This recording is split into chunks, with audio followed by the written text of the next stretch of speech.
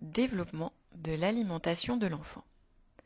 Entre 0 et 4 mois, chez bébé, téter est automatique, c'est un réflexe. Il tète d'ailleurs tout ce qui arrive à portée de sa bouche, ses doigts, une tétine.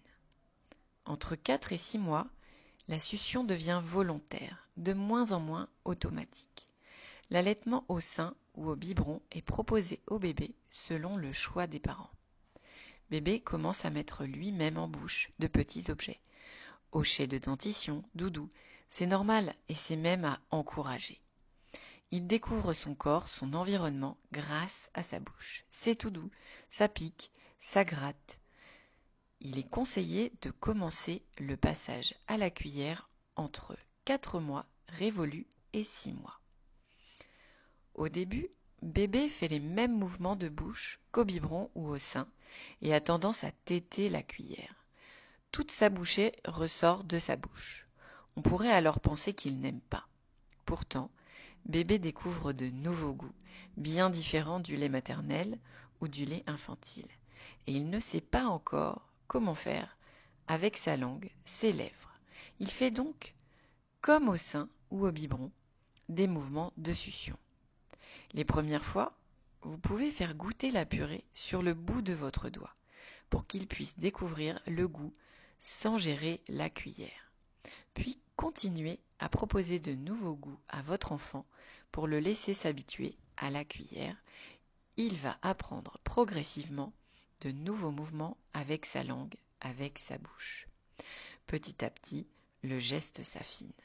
Vers 8-9 mois, vous commencez à proposer des textures moins lisses à votre bébé. Il s'habitue progressivement à ces nouvelles textures. Pommes de terre écrasées grossièrement, bananes écrasées en morceaux fondants, purée avec grains de semoule ou pâte, texture grumeleuse. Plus besoin de tout mixer, vous pouvez écraser à la fourchette. Vers 9 mois, bébé est capable de boire à la paille si on lui apprend. Il prend plaisir à porter lui-même des aliments en bouche et à écraser avec les doigts. Laissez-le faire, c'est une étape importante de son développement.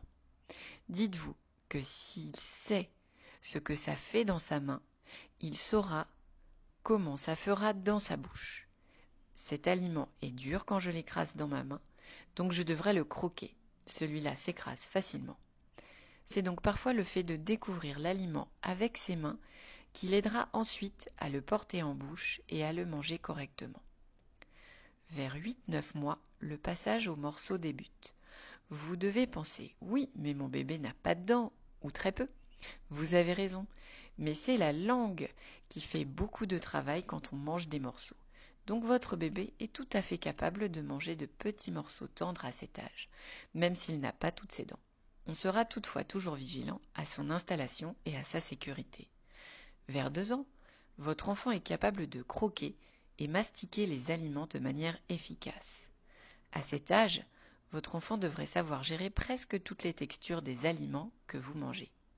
Puis, avec le temps et l'expérience, sa mastication deviendra mature vers 5-6 ans. Donc, votre enfant aura tout le temps de continuer à s'entraîner. Mais pour cela, il faut lui donner des choses à croquer.